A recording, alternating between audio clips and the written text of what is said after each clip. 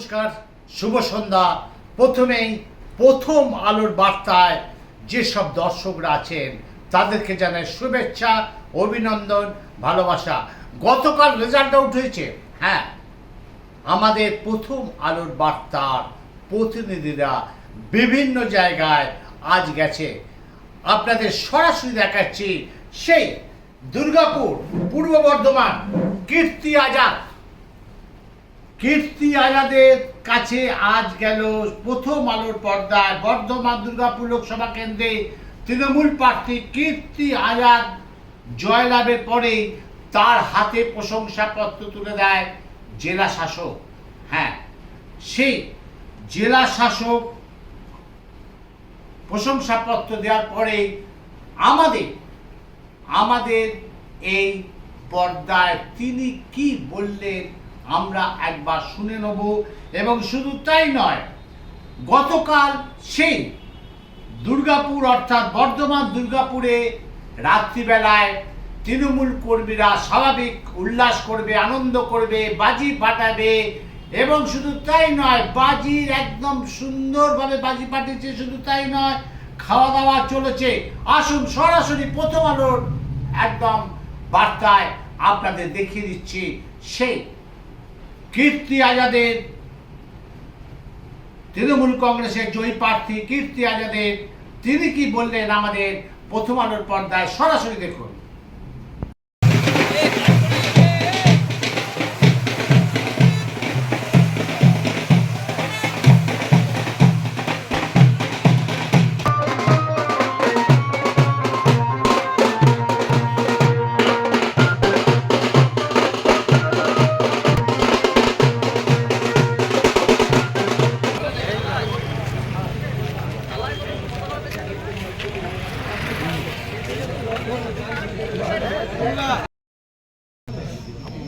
अगर हमारे दोनों सभापति जिला का आभार व्यक्त नहीं करेंगे तो बहुत बड़ी अतिशयोक्ति होगी।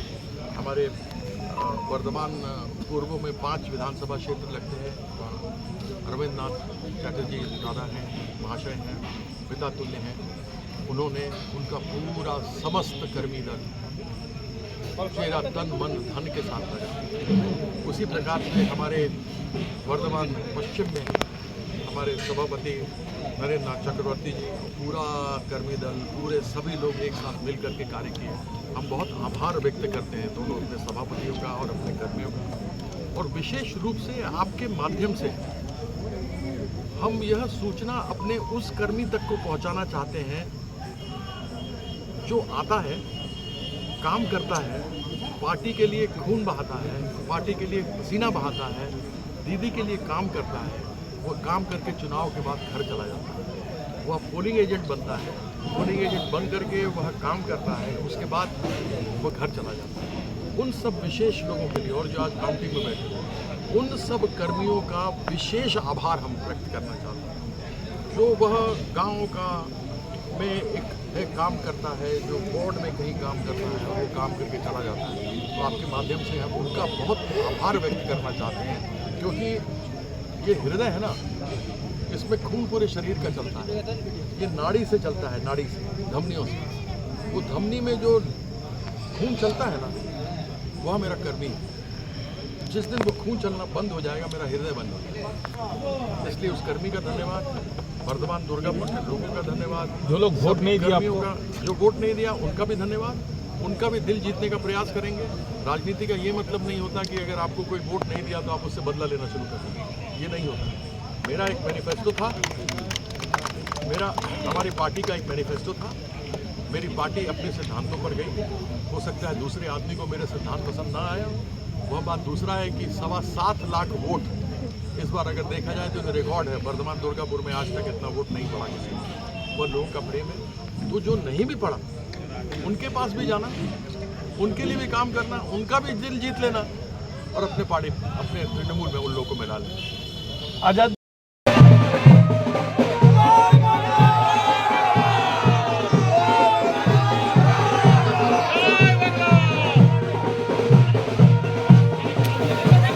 एक बहुत ही अच्छा योजना है। आप महंगाई देखिए, आज मोदी जी का सिलेंडर 1200 रुपये का एक है। जो 400 रुपये में शुरू हुआ था वो मोदी के सिलेंडर आज 1200 का है।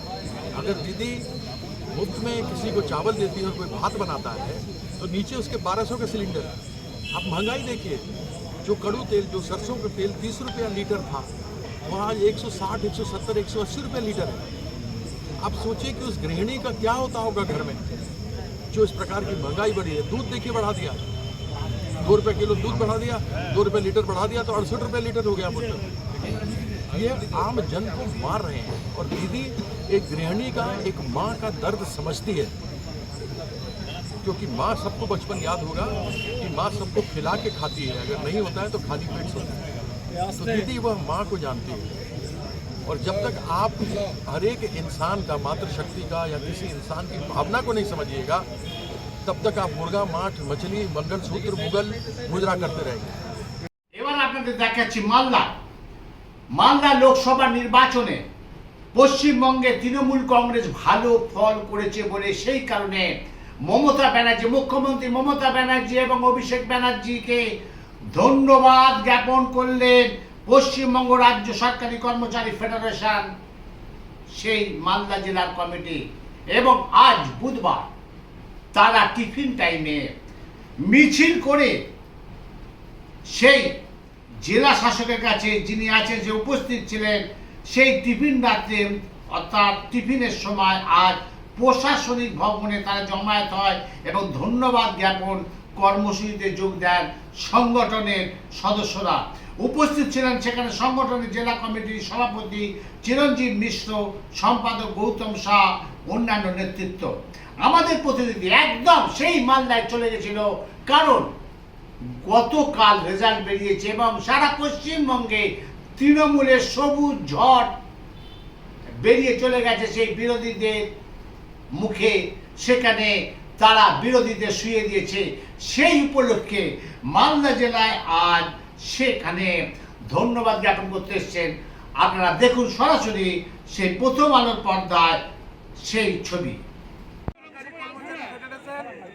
সারা রাজ্যের প্রত্যেকটি জায়গায়, তাতে মালদা জেলায় প্রত্যেকটি সরকারি দপ্তরের সামনে টিফিন সময়ে আমরা মাননীয় মুখ্যমন্ত্রীর প্রতি যে জনসমর্থন গতকাল লোকসভা নির্বাচনের মধ্য দিয়ে আমরা দেখতে পেয়েছি। এবং সারা রাজ্যের 2/3 বেশি মানুষ যারা এই সরকারের উন্নয়নমূলক কর্মসূচি যোগ্যকে সমর্থন জানিয়ে নির্বাচনে ভোটদান করেছেন এবং মানুষকে এটাই বার্তা দেওয়ার চেষ্টা করেছেন যে আমাদের যে পশ্চিমবঙ্গের মাননীয় মুখ্যমন্ত্রী উন্নয়নের কর্মযোগ্য, সেই কর্মযোগ্য আরও দ্রুত ত্বরান্বিত যাতে মানুষের কাছে পৌঁছায়। এবং আমাদের কর্মচারী সমাজের মানবিক মুখ্যমন্ত্রী যেভাবে কর্মচারী সমাজের পাশে দাঁড়াচ্ছেন, আগামী দিনে ওনার এই নৈতিক মানুষের যে সমর্থন এবং ওনার সহযোগিতাতে আমরা যে পশ্চিমবঙ্গ রাজ্য সরকারি কর্মচারী ফেডারেশন মানুষের আস্থা ভরসার প্রতীক এবং আমাদের মাননীয় মুখ্যমন্ত্রীর প্রতি মানুষের আস্থা ভরসার প্রতীক বেড়েছে, তার জন্য সবাইকে ধন্যবাদ জ্ঞাপন কর্মসূচি আমরা এখানে অনুষ্ঠিত করছি। এটাকে আরও বৃদ্ধি করাতে হবে যাতে আমরা আরও বেশি সংখ্যার দিক দিয়ে সরকারে আমাদের যে সরকার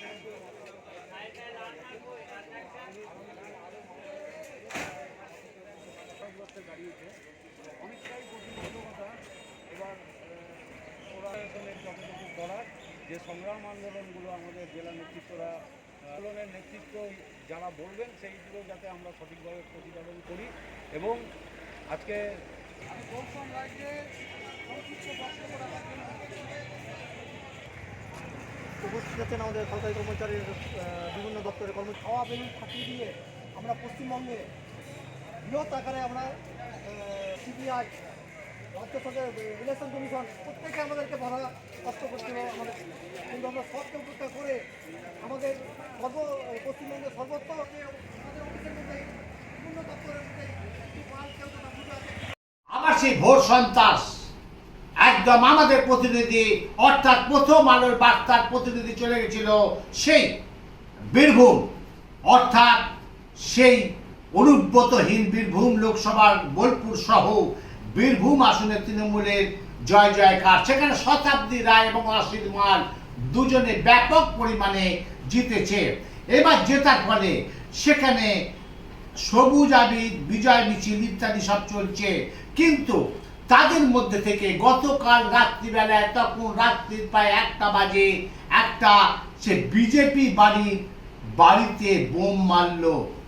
হ্যাঁ, সেই তৃণমূল যেসব কর্মীরা আছে, আমি কর্মী বলবো না, তাদেরকে দুষ্কৃতী বলবো, তৃণমূল দুষ্কৃতী বলবো, সেই শ্রীকান্ত রুই দাসের বাড়িতে বোমা মারল। এবং আপনাদের দেখাচ্ছি যে আমাদের প্রথম আলোর বার্তায় সেখানে পৌঁছে গেছিল, সেই বাড়ি আপনাদের দেখাচ্ছি। শুধু তাই নয়, সেখানে ওখানকার রুই দাস যিনি আছেন এবং তার বউ কি বলল আপনাদের শোনাবো। প্রথমেই আপনাদের দেখাচ্ছি সেই রুই দাসের বাড়ি, তারপর দেখাচ্ছি তাদের বক্তব্য। একদম সরাসরি দেখুন আমাদের প্রথম আলো বার্তায় রুই দাসের বাড়ি, সেই তালিচাঁদের বাড়িতে যেখানে বোম মেরেছিল তৃণমূল দুষ্কৃতীরা। সরাসরি দেখুন।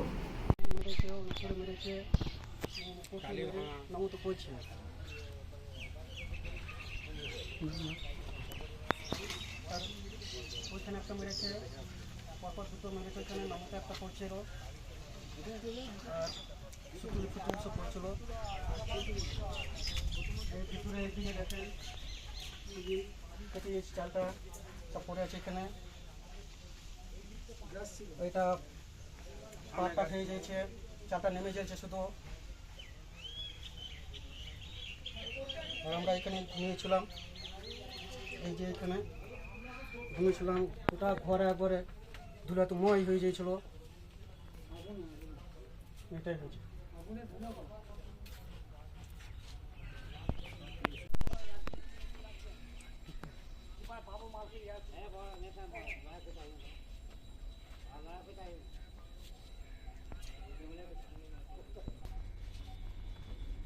সব পুড়িয়ে নিল, সিঁদুর পুড়িয়ে সব পুড়িয়ে নিল ওগুলা, বুঝলা গো?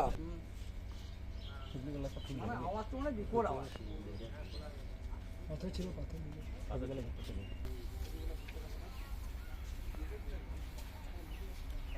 ভিডিওটা শুনো।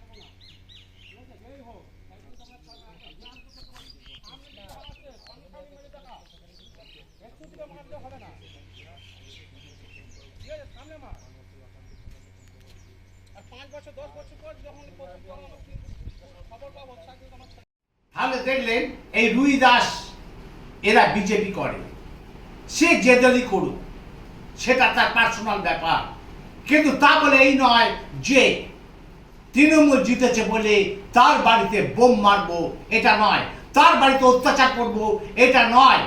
কারণ সেখানে ওরা গরিব মানুষ, সে গরিব হোক আর বড় লোক হোক সেটা কথা নয়। সেই রুই দাসের বাড়িতে যে বোম মারলো, একবার শুনে নিন আমাদের প্রথম আলোর বার্তায় রুই দাস যার বাড়িতে বোম মেরেছে সে কি বললো আমাদের প্রথম আলোর বার্তায়। সরাসরি দেখুন।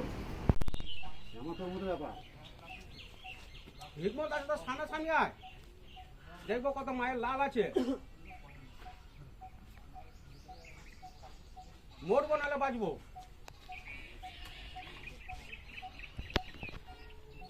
আজ যদি আমার ভাই মরে গেছে, সব 4টা লাশ ফেলে দিলাম সারা টেন্সি লোককে, তাহলে বুঝতে পারতো কি কেস। কি হয়েছিল কালকে রাতে আপনার বাড়িতে?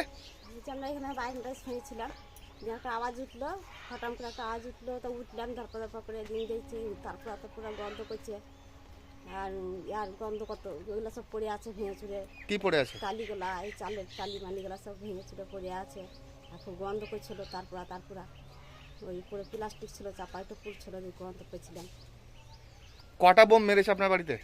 আমরা একটাই আওয়াজ পেয়েছি, কোথায় ছিলেন তখন আপনারা? বারান্দায়। শুয়েছিলেন? হ্যাঁ। কারা মেরেছে দেখতে পেয়েছেন? হ্যাঁ? কারা মেরেছে দেখতে পেয়েছেন? না, দেখতে পেয়েছি। আপনাদের বাড়িতে বোমা মারলো কেন? তা তো আমরা জানি না। আপনারা কি বিজেপির হয়ে?